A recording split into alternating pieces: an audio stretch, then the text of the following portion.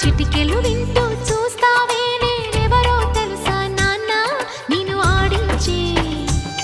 నీ అమ్మనురా నువ్వు ఆడుకునే నీ బొమ్మనురా గోపాల బాలుడమ్మ నా చందం